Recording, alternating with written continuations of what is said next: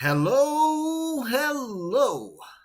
I bid blessing to you and yours in this most festive and globally joyous season. I'm pretty sure everybody's been the target of comments made by people whose mindsets are probably pessimistic or skeptical, even cynical. And I'd ask that you not take their comments personally and just let you know this is not an indictment against skeptics. Rather, my intent is to provide something that's going to help us manage our own perceptions as well as those concerning skepticism. We can rightfully say that a skeptic is somebody that questions or doubts accepted opinions or something that's said to be factual. We've all been skeptical at some point, and I'm sure that's especially true in my case. As a matter of fact, I was rather skeptical of ONPASSIVE when I first joined. If the truth be known, I joined so I could get more information, more evidence, because I was skeptical. As skeptics, we tend to think our belief is going to be proportional to the evidence. The more evidence we have to support it, the stronger our beliefs and opinions. So, what is a belief? Well, a belief is just a thought that we've had a whole lot of times, and it doesn't mean that it's got to be good or true or whatever. They're just thoughts. So the beliefs that come from those thoughts don't have to be good, true, or whatever either. Because even as our own thoughts were born out of a prior belief, the new belief becomes evidence to ourselves of what we believe to be true. So, about 95% of our attitudes have us looking for evidence that's in line with what we believe rather than believing what the evidence indicates may be true. Skepticism's no different in that it tries to validate itself. So, we could all say our opinion is based on evidence or even the lack of evidence, but it doesn't matter either way because skepticism is based in belief, not evidence or the lack of it. And as our belief becomes stronger, they become truth for us. So, that's fine, but we don't want to get caught in the trap that what we believe is rigid, carved in stone, unbreakable law. It's not. The belief that we hold comes from ideas, the thoughts we once had. So then we have that thought again. And we continue to have that thought until it's ingrained in us so completely that we call it a belief and it becomes hardwired in a way. In fact, there's a principle in the field of neuroscience that explains it pretty good, and it stipulates that when we have a thought many times, it becomes our belief because the neurons in our brains fired together so often, they became a network that now fires all at once. It's kind of like a speed typing. Instead of thinking of a word or something consisting of individual letters that each constitute a single typing action, the typist thinks of a word as a single action, so typing it becomes very fast. In the same way, the network of neurons that represent a belief fires as a single action instead of several actions that represent each component of that belief. When these circuits are built, we call it learning. But once built, the more we fire that circuit through a process we call remembering, the stronger it gets so that it eventually becomes what we call a belief. And just like circuits can be built, they can be unbuilt, so to speak, or pruned. By that, we just mean that by changing or adding information, beliefs can be changed or made to disappear altogether. That's called changing our mind or forgetting. And how do we forget? Well, by introducing new ideas or by not putting attention on unwanted thoughts and beliefs. By not putting focus or putting our energy into them. As we prune a connection, so to speak, the energy used to hold it together dissipates and synapses for the new circuits are built. Interestingly, we can still retain the individual ideas, but they no longer constitute a belief and they no longer fire together as one. So, while this is true for all our beliefs, as we look skeptically at ONPASSIVE, it's very likely we're expressing beliefs developed as a result of being scammed, cheated, taken advantage of, or otherwise hurt by broken promises. I know that was my case.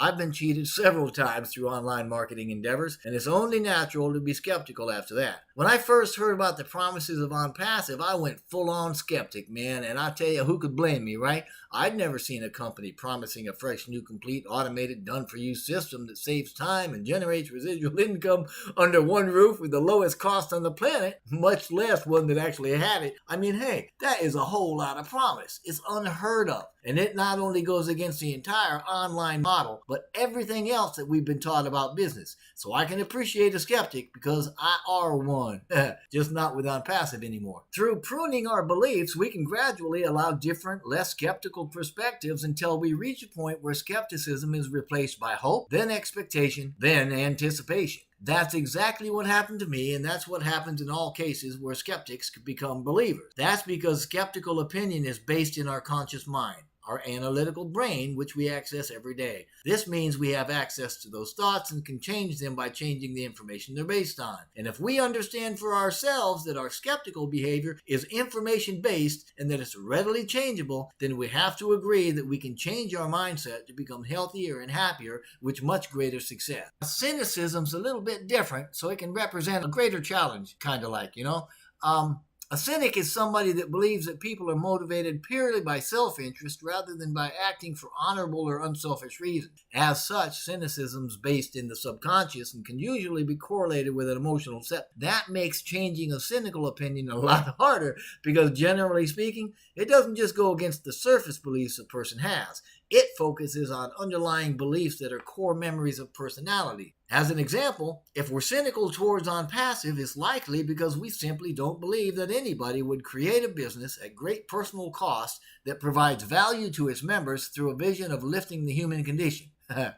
As a cynic, we probably can't believe somebody's going to spend millions of dollars to help the little guy or fathom a corporation that's motivated purely enough to willingly and unselfishly use its own resources to provide greater good for the globe. Anyway, since changing our mind and creating beliefs is a personal journey, changing a belief isn't something that we can do for anybody else. Although it is a, quote, you can lead a horse to water, unquote, kind of a thing. So how is it that we actually get past skepticism? Well, we do it by laying out facts, by laying out what we know and even things that we are skeptical about, while adding or changing information factually and weaving the positive things we believe right into the mix. In short, we begin with what we know and we build a base. So let's do that here. I did a search for OnPassive reviews. Most of what I came up with was linked to OnPassive through personal blogs, etc. Even so, I found a lot of things that were largely inaccurate, poorly written, and outdated.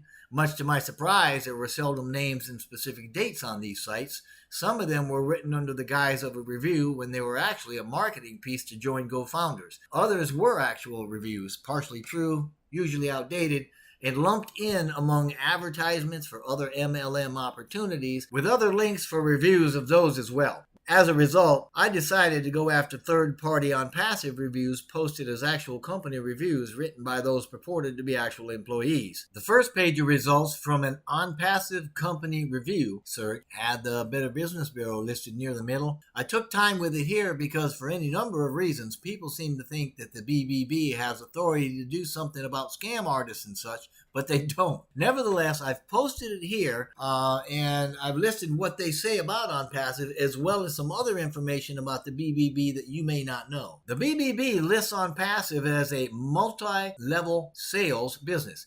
It gives a Florida address and phone number, lists the domain name of onpassive.com, showed a customer review score of 5 out of 5, and showed resolving 4 customers' complaints in the last 3 years and 3 of those in the last 12 months. Scrolling down, it listed business details that included years in business as 2, an alternate business name of GoFounders, the gofounders.net address, and it listed Mr. Ashmi Farah as its CEO. When I clicked the reasons for BBB rating icon, it gave me this page, and it indicated that OnPassive does not have a rating with them at this time. So that you know, the BBB ran into some pretty serious problems back in 2010 that started with the ABC 2020 investigation. Following a lawsuit in 2012 by a SoCal law firm, the BBB branch was shut down there. And in 2015, CNN and Money did a report on them as well. The links to everything mentioned here is on the slide, and there are active links in the description box. So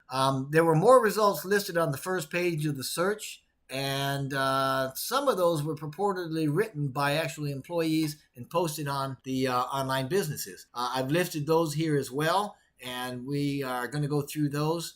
The first one, which was from the Indeed.com site, there were 20 reviews dating from October 2019 through October of 2020. The ratings average was 4.5 out of 5. The next one was with Glassdoor.com. There were 77 reviews dating from November of 19 to 2020, December this month, and the ratings average was between 4.3 and 5. The last one there, the SiteJabber.com, there were 46 reviews dating from October of last year through December of this year. with average ratings of 4.5 of 5. I've listed the remaining review sites from the first page here.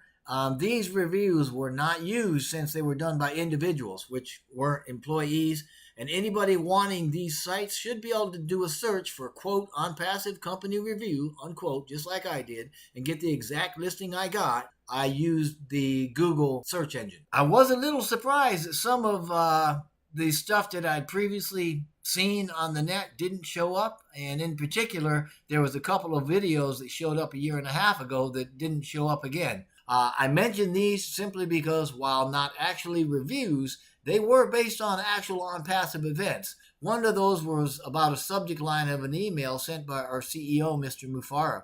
The other had to do with the OnPassive IT Hub, which was in Bangalore at the time. And I provide my thoughts about the two of those here simply because a lot of people have brought those up. I mean, they've mentioned them to me, not only verbally, but they've sent me the links and asked about them in emails. So the first one was a YouTube video that talked about Mr. Mufara calling for an unplanned webinar through an email with the words "I quit" in the subject line of April of last year. During the first part of that webinar, he explained that he was going to quit giving deadlines. That's what he was talking about when he said "I quit." He was going to quit giving any dates or timelines for projects and stuff like that, simply because it was a very fluid process that we were going through. That announcement actually marked a strategy change that catapulted the GoFounders momentum. Now, I can tell you from personal experience, after the recording of that webinar stopped, which we do on occasion, or actually quite often, we continued to talk for more than an hour, and that ended up being one of the most inspiring webinars that I have ever attended. The other video was a pathetic attempt at painting our office in Bangalore as a fake, complete with rented staff, etc., etc., etc. It would be pointless at this point to try to prove that office existed, but I can certainly fill in the missing pieces.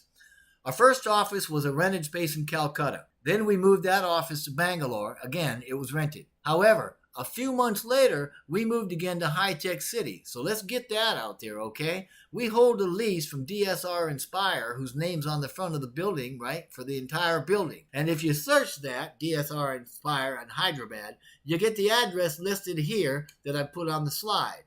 It's a properties address that you can look at. This is OnPassive's IT Hub, and it's located in High Tech City, Hyderabad. It's Telangana, India. It's a 7-story building that we occupy under a 9-year lease.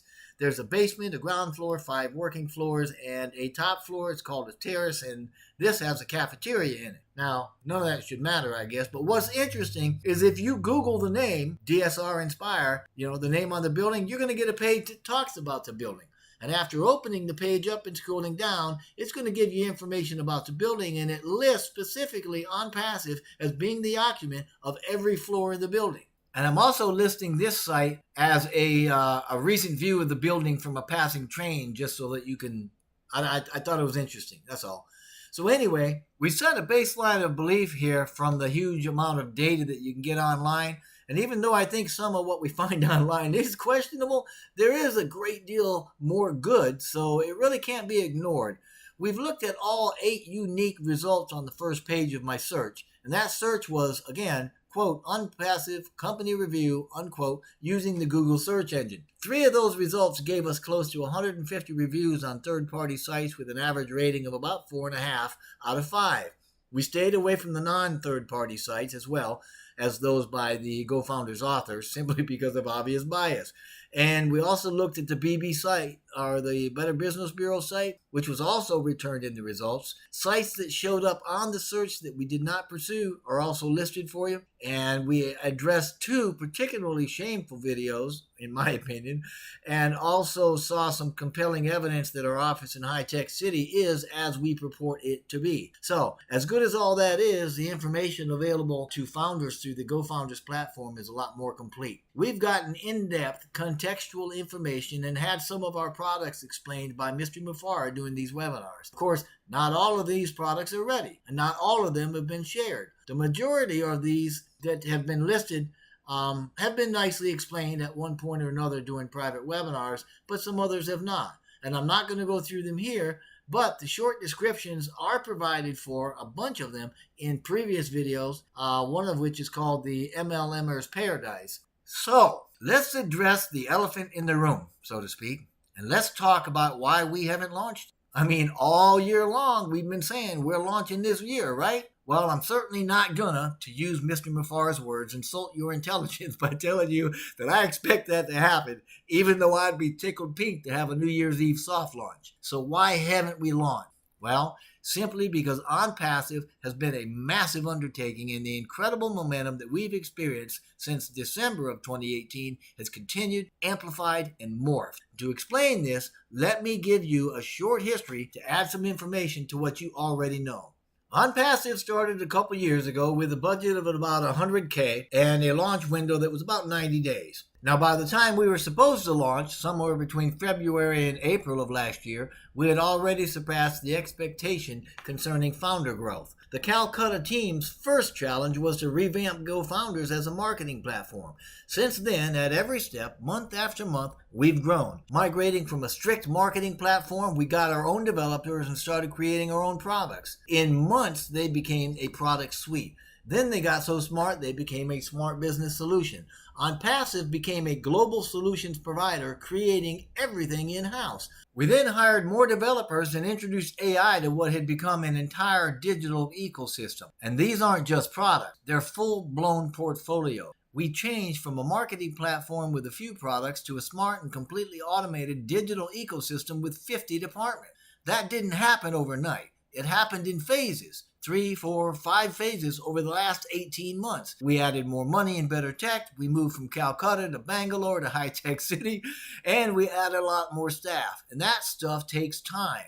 And we have grown in staff, in budgeting, in technical prowess, and we plan the future in waves too. And each wave has pushed that launch out just a little bit more. Most recently in our growth, we began to exercise what we call regulatory excellence, and I don't believe that anything like that's ever been done in the history of business before. Before that endeavor began, we were ready to push the button. This is to say that there was nothing stopping us from launching, but we had to accept the challenge of reaching a heretofore unheard of regulatory standard because we are creating the OnPassive class of excellence. This is the last step. It's happening. We are closer now than we've ever been, and by New Year's Eve 2020, we will have surpassed the 400,000 founder mark. These are already committed to monthly subscriptions for the products being offered. You've been invited to share in this glory. OnPassive is the new online model, and our lives are about to get a whole lot better. As a founder with OnPassive, you've got the chance to do a lot more than you ever thought you would be able to, a lot easier and a lot faster than you ever thought possible. But not everybody's cut out to be a founder. And that's okay. If that's you, that's all right. We can't all be in it to win it as founders. But you can join after the launch. It won't be the same, but you'll still be successful.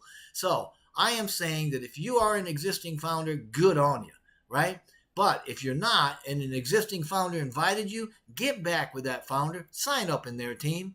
If that's not the case, I would certainly love to have you on our team, so please click the link in the description box below and join right now. Whatever you decide, we only wish blessing and blessing upon you and your family.